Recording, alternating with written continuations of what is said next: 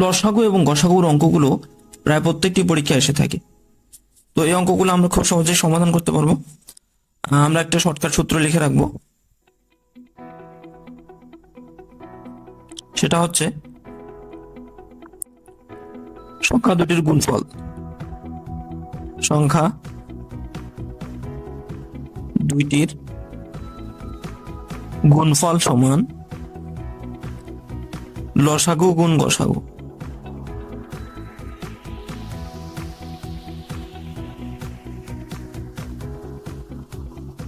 তাহলে আমাদের লসাগু কত দেওয়া আছে 96 এবং সংখ্যা দুটির গুণফল দেওয়া আছে 1536। গসাগু কত সেটা বের করতে হবে। তাহলে এখান থেকে যদি আমরা গসাগু লিখতে পারি, অতএব গসাগু সমান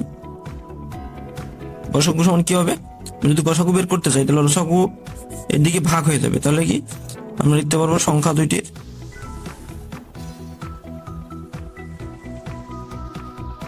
গুণফল ভাগ লসাগু। সংখ্যা দুটির গুণফল কত 1536 এবং গসাগু 96। যদি আমরা এটাকে ভাগ করে দেই তাহলে ভাগফল হবে 16। তাহলে আমরা কিন্তু এই পদ্ধতির মাধ্যমে খুব সহজেই বের করতে পারবো। তাহলে আমাদের অ্যান্সার হবে ক। আচ্ছা, আরো এই ধরনের আরেকটি প্রশ্ন আমরা লক্ষ্য করি। দুইটি সংখ্যার অনুপাত দেওয়া আছে, দুটি সংখ্যার অনুপাত এবং তাদের লসাগু 350। সংখ্যা দুটির গসাগু কত? তাহলে আমাদের বের করতে হচ্ছে কি গসাগু। এখানকার জন্য একটা শর্টকাট সূত্র মেনে চলতে হবে।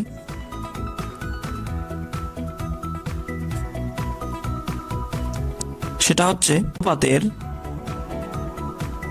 গসাগু সমান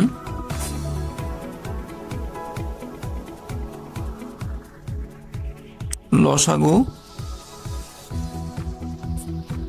ভাগ অনুপাতের গুণফল।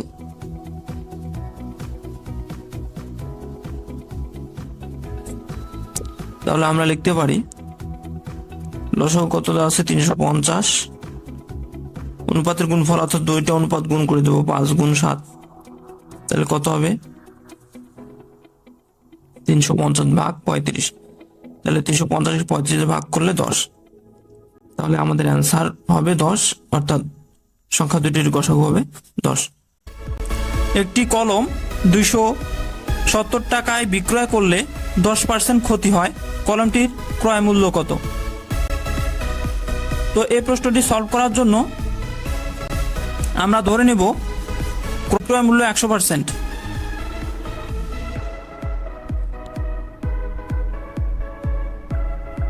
সমান 100%। যেহেতু 10% ক্ষতি হয়, তাহলে 10% ক্ষতিতে বিক্রয় মূল্য কত? বিক্রয় মূল্য 100 মাইনাস 10% সমান 90%। অর্থাৎ আমরা বলতে পারি 90% সমান 270 টাকা। তাহলে 1% সমান কত হবে 270/90। তাহলে 100% সমান কত হবে 270 গুণ 100 ডিভাইডেড বাই 90। 90 দিয়ে ভাগ করলে 1, 90 দিয়ে ভাগ করলে 3, 3 দিয়ে 100কে গুণ করলে 300 টাকা। অর্থাৎ কলমটির ক্রয় মূল্য ছিল 300 টাকা। তাহলে আমাদের অ্যান্সার হবে 300 টাকা। এক ব্যক্তি তার স্ত্রীর চেয়ে 5 বছরের বড়, তার স্ত্রীর বয়স ছেলের বয়সের 4 গুণ। 5 বছর পরে ছেলের বয়স 12 বছর হলে বর্তমানে ওই ব্যক্তির বয়স কত? প্রশ্নটি এসেছে 22তম বিসিএসে। তাহলে আমরা প্রথমে ধরে নেব যে ছেলের বয়স সমান এক্স বছর ধরি,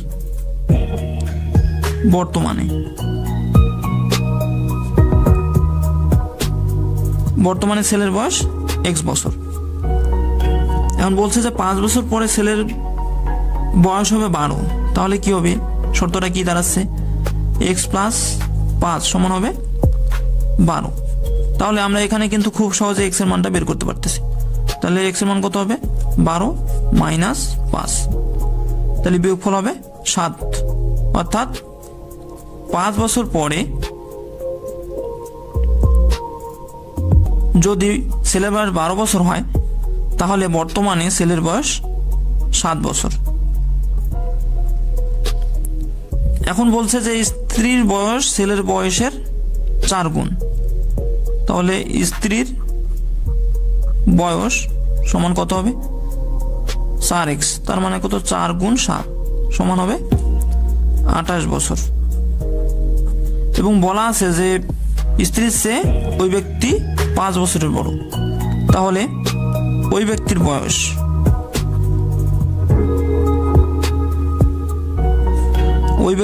কত হবে? 28 যোগ 5, তাহলে যোগ করলে হবে 33। তাহলে ওই ব্যক্তির বয়স হবে 33 বছর। তাহলে অ্যান্সার হবে খ।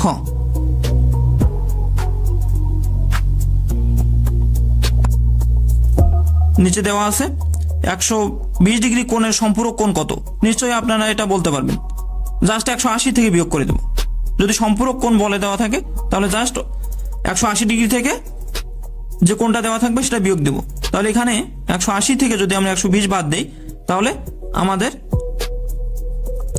অ্যান্সার হবে 60 ডিগ্রি। তাহলে জাস্ট আমরা ম্যাথ এভাবে করবো না, জাস্ট সরাসরি লিখে দেব যে 180 থেকে 120 ডিগ্রি বাদ, তাহলে অ্যান্সার হলো 60 ডিগ্রি। অর্থাৎ আমাদের অ্যান্সার হবে খ।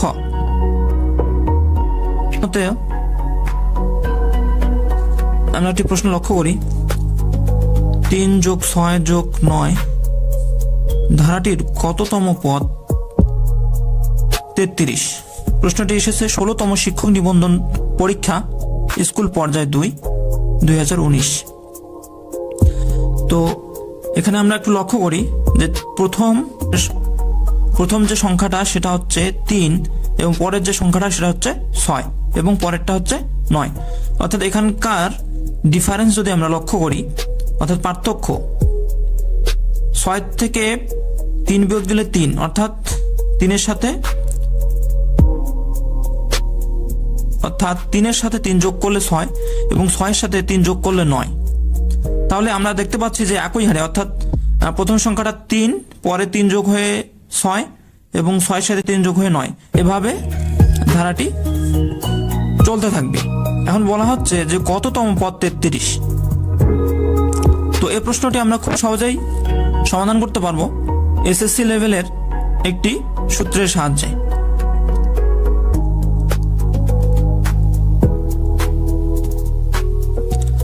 অর্থাৎ n-তম পদের সূত্রের সাহায্যে আমরা খুব সহজেই প্রশ্নটি সলভ করতে পারবো।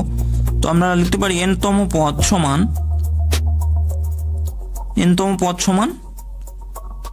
a plus n minus 1 into d minus 1। এখানে a কি? a হচ্ছে প্রথম পদ কত? 3, তাহলে a হচ্ছে 3। এবং এখানে আমার d কত? d হচ্ছে পার্থক্য, অর্থাৎ আগেরটা থেকে পরেরটা অথবা তারপরেরটা থেকে সামনেরটা বিয়োগ করলেই যে পার্থক্যটা আসবে সেটা হচ্ছে d এর মান। তাহলে আমরা লিখতে পারি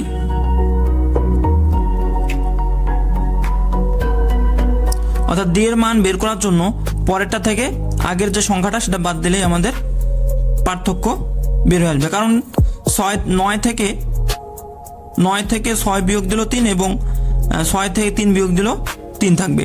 অর্থাৎ আমাদের পার্থক্য আমরা যে কোনোটা লিখতে পারি 6 মাইনাস 3 সমান 3। তাহলে আমরা জাস্ট এখন মানগুলো বসাই দিয়ে ক্যালকুলেশন করব। এখন বলে দেওয়া আছে যে কততম পদ? 33। তাহলে n-তম পদটাই 33, তাহলে এখান থেকে আমাদের n এর মানটা বের করতে হবে। তাহলে n-তম পদ দেওয়া আছে কত? 33।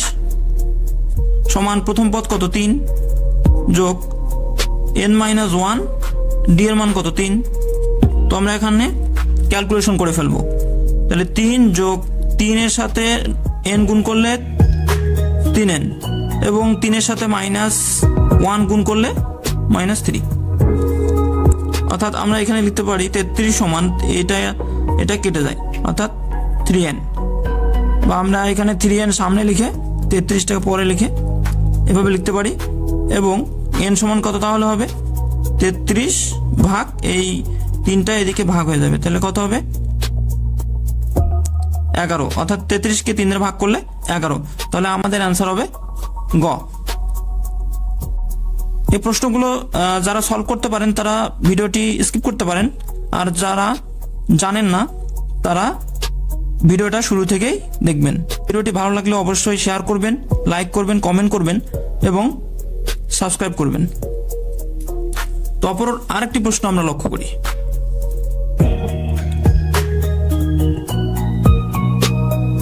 আচ্ছা, দ্বিতীয় প্রশ্নটি, একটি কলম 10% লাভে বিক্রয় করা হলো, কলমটির বিক্রয় মূল্য ও ক্রয় মূল্যের অনুপাত কত? প্রশ্নটি এসেছে 16তম শিক্ষক নিবন্ধন পরীক্ষা স্কুল সমপর্যায় 2 2019। তাহলে জাস্ট আমাদের এখানে বিক্রয় মূল্য এবং ক্রয় মূল্যের অনুপাত বের করতে হবে। তাহলে আমরা এভাবে লিখতে পারি বিক্রয় মূল্য অনুপাত ক্রয় মূল্য সমান আমরা লিখতে পারি বিক্রয় মূল্য 10% লাভে, অর্থাৎ আমরা ধরে নিতে পারি যে ক্রয় মূল্য 100 টাকা, বিক্রয় মূল্য 110 টাকা। তাহলে জাস্ট আমরা কি করব, বিক্রয় মূল্যের জায়গায় 100 যোগ 10 অনুপাত এবং ক্রয় মূল্য কত ধরে নেব 100। যেহেতু ক্রয় মূল্য 100 তাহলে অবশ্যই বিক্রয় মূল্য কত হবে 10% লাভ হলে যোগ হবে, তাহলে 100 যোগ 10, তাহলে এটা যোগ করলে হবে 110 অনুপাত 100। তাহলে যদি আমরা এটাকে 10 দ্বারা ভাগ করে দেই তাহলে আমরা পাবো 11 অনুপাত 10, অর্থাৎ এটাকেও 10 দ্বারা ভাগ দিলে 11 এবং এটাকেও 10 দ্বারা ভাগ দিলে 10। তাহলে আমাদের অ্যান্সারটা খুব সহজেই বের হয়ে আসলো। তাহলে আমাদের অ্যান্সার হবে ক। কোনো ক্ষুদ্রতম সংখ্যাকে 16, 24 এবং 36 দ্বারা ভাগ করলে যথাক্রমে 6, 14 এবং 26 ভাগশেষ থাকে। তাহলে ওই ক্ষুদ্রতম সংখ্যাটাকে আমাদের বের করতে হবে। তো এই প্রশ্নটি উপরের প্রশ্নের ন্যায় আমরা পূর্ণ সংখ্যা থেকে সংখ্যাগুলো বাদ দেব। 16 - 6 সমান বিয়োগফল 10, 24 থেকে যদি 14 বাদ দেই তবুও 10 এবং 36 থেকে 26 বিয়োগ করলে বিয়োগফল হবে 10। তাহলে আমরা বলছিলাম যে এই ধরনের প্রশ্ন যদি দেওয়া থাকে তাহলে আমরা উপরের যে পূর্ণ সংখ্যাগুলো আছে সেই সংখ্যাগুলোকে লসাগু করব, লসাগু থেকে এই সমান সংখ্যক যে বিয়োগফল এই বিয়োগফলটা বাদ দেব। তাহলে আমাদের কি করতে হবে, 16, 24 এবং 36 এর লসাগু বের করব এবং লসাগু থেকে যদি আমরা 10 বাদ দিই তাহলে নির্ণয় ক্ষুদ্রতম সংখ্যাটি বের হয়ে আসবে। তাহলে এটাকে যদি আমরা 2 দ্বারা ভাগ দিই তাহলে হবে 8, 12, 18। এটাকে 2 দ্বারা ভাগ দিলে 4, 6, 9। এটাকে 2 দ্বারা ভাগ দিলে 2, 3, 9। এটাকে যদি আমরা 3 দ্বারা ভাগ দিই তাহলে 2, 1, 3। অতএব লসাগু কত হবে 2 গুণ 2 গুণ 2 গুণ 3 গুণ 2 গুণ 1 গুণ 3। তাহলে গুণফল হবে 144। তাহলে নিম্ন ক্ষুদ্রতম সংখ্যাটি কত হবে, অতএব ক্ষুদ্রতম সংখ্যাটি 144 - 10 সমান 134।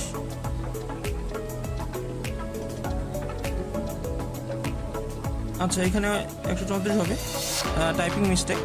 তাহলে আমাদের অ্যান্সার হবে খ।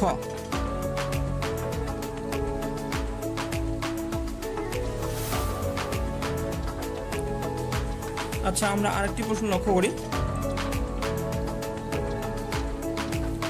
কোনো লঘিষ্ঠ সংখ্যাকে 12 এবং 16 দ্বারা ভাগ করলে অবশিষ্ট যথাক্রমে 5 ও 9 হবে। প্রশ্নটি এসেছে সরকারি মাধ্যমিক বিদ্যালয় সহকারী শিক্ষক 2019 এবং জাতীয় রাজস্ব বোর্ডের ইন্সপেক্টর 2010 এবং ডাক অধিদপ্তর উপজেলা পোস্টমাস্টার 2010। অর্থাৎ এই ধরনের প্রশ্নগুলো কিন্তু বারবার এসে থাকে। তো আমরা এই ধরনের প্রশ্নগুলো খুব মনোযোগ সহকারে করব, তাতে বিভিন্ন পরীক্ষায় গণিত অংশে ভালো করতে পারবো। তাহলে আমরা আগের মতোই কি করব, বিয়োগফলগুলো বের করি। 12 - 5 সমান হবে 7 এবং 16 - 9 সেটা হবে 7। তাহলে আমাদের আগের মতোই 12 এবং 16 এর লসাগু বের করতে হবে। 12 16 2 দ্বারা ভাগ করলে 6, 8 2 দ্বারা ভাগ করলে 3 4। তাহলে লসাগু কত হবে? লসাগু হবে 2 গুণ 2 গুণ 3 গুণ 4 সমান হবে 3 4 12 24 48। তাহলে সংখ্যাটি কত হবে? অতএব নির্ণেয় সংখ্যাটি 48 - 7। তাহলে বিয়োগফল হবে কত? 41। তাহলে আমাদের অ্যান্সার হবে ঘ। তো ভিডিওটি ভালো লাগলে অবশ্যই আপনারা ভিডিওটিতে একটি লাইক করবেন, কমেন্ট করবেন এবং ভিডিওটি বেশি বেশি শেয়ার করবেন এবং চ্যানেলটি অবশ্যই সাবস্ক্রাইব করবেন। ধন্যবাদ সবাইকে।